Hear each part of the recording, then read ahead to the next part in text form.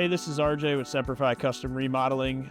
Today I want to talk about summer readiness. We're getting a lot of heat and moisture coming our way right now. So this isn't necessarily about renovating or remodeling or upgrading. I'm just trying to get you ready for what to look for really at your house during the summer or right before it. As we know, we get that hot weather, so AC is a really big thing, right? Your AC unit starts to overwork compared to what it was doing. You typically see issues arise. This is the busy season for HVAC companies, right? Everyone's starting to blast that AC. Come July and August, you're really getting at it. Another thing you might notice from an AC efficiency thing is maybe your upstairs during the summer months stays really hot and downstairs doesn't. We can dive into more efficient systems and zoning systems and all of that. But really what this comes down to is hot weather plus moisture really equals mold and rot and wear and tear on your finishes. So you might have a post wrap like we have here on this porch, and moisture throughout time gets behind maybe that 1 by or 1/2 inch material, starts rotting it away, holding the moisture in there, creating mold, maybe rot on the structural posts. So there's all these things that come into play, and with the big temperature swing from our winters to our summers, you're getting a lot of expansion and contraction on certain materials, and that can cause cracking in drywall, or you might see rot or bigger spreads on your deck boards, things like that. So there's really a lot to look out for. Big one is drainage. So typically this is rainy season for us, and if you're seeing pooling water, that sort of thing, it's worth having us out, or a foundation specialist or a grader, and trying to figure out how to get that negative slope and get it away from your home. Also could help with gutters and downspouts and drain lines that run further away from your foundation. So another thing to look for. That sitting water is horrible. It's a breeding zone for mosquitoes. Everyone hates mosquitoes and bugs out here, so that's another thing. We really want to keep an eye on some of this stuff, and it really comes down to home maintenance, right? And if you're not doing something to this house, or just paying attention to the many things that can occur, or the signs that you're seeing, I mean, it can have a really bad snowball effect. Rot behind siding can then mean rot behind sheathing, which then means rot or wet insulation and drywall work, and it can just go and go and go. So you really want to keep an eye on these things. Just be really kind of diligent about it throughout these warm months. So another thing to keep an eye on is your crawl space or basements. We see this a lot in unconditioned basements and crawl spaces, but it's that time of year. We got heat and moisture. Mold loves that stuff. Our crawl spaces, when we do have rain falling, get very wet and damp and dark. And you want to, every once in a while, kind of get down there in that crawl space and check for mold. You want to make sure your insulation looks good. Nobody likes those high energy bills, so we want to make sure that that's still up and in the floor joists.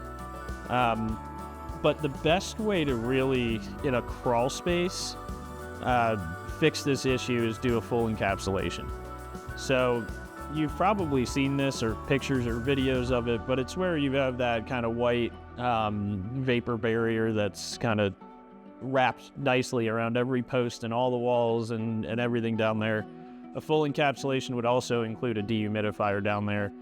And what you're doing now is you're creating a space where it's much harder for mold to grow, right? So if you have existing mold, maybe you get that remediated, they come out and they basically wash it and scrub it and do what they can.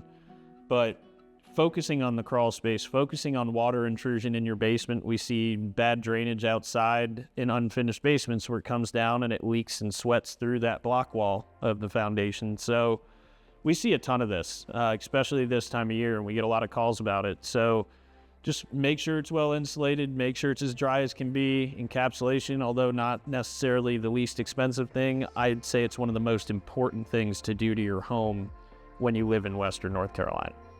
So in honor of summer readiness and kind of storm season for us, I would say, let's talk a little bit about drainage, moisture, water around the exterior of the house. The first thing, we get a lot of deck jobs, a lot of screened-in porches, a lot of covered porches, all that sort of jazz. A big thing people ask me is, can we reuse the posts? Can we do all that? The answer is in some cases yes, some cases no. But what I see a lot of is wood posts in dirt. They're not sitting up on a footer, on a brace, trying to stay as clear of dirt and water as possible. Wood does not like dirt and water, even if it is pressure treated. I don't care what you say, it doesn't like it. So what we try and do is elevate that stuff. So if you are having one of those projects or something, pooling water around those posts that are in the earth, not good. So we typically lift those up. So if you have one of those projects, rest assured that would happen. Speaking of pooling water and drainage on the exterior of homes, a lot of times I'll see water intrusion in the basement on CMU block walls. If you go down into your basement, you see that kind of white dusty stuff on a CMU block wall. That's typically moisture, block wall sweat.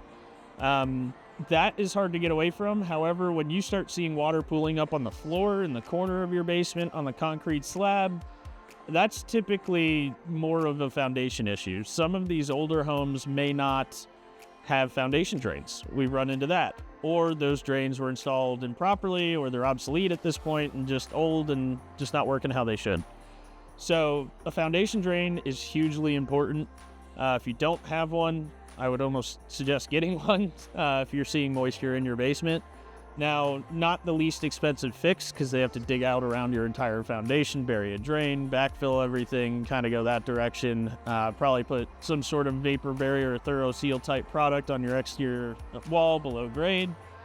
So there's a lot that can be done. Easier fixes would be installing a sump pump in the basement, something like that. But yeah, water, you're going to see it this time of year. Once we start getting a little more rain here, you're going to see areas where it might look moist. The drainage is not right. These are things you really want to address. It's all about the structure of your house. You may want to redo your kitchen, but if you're cooking in it now, great.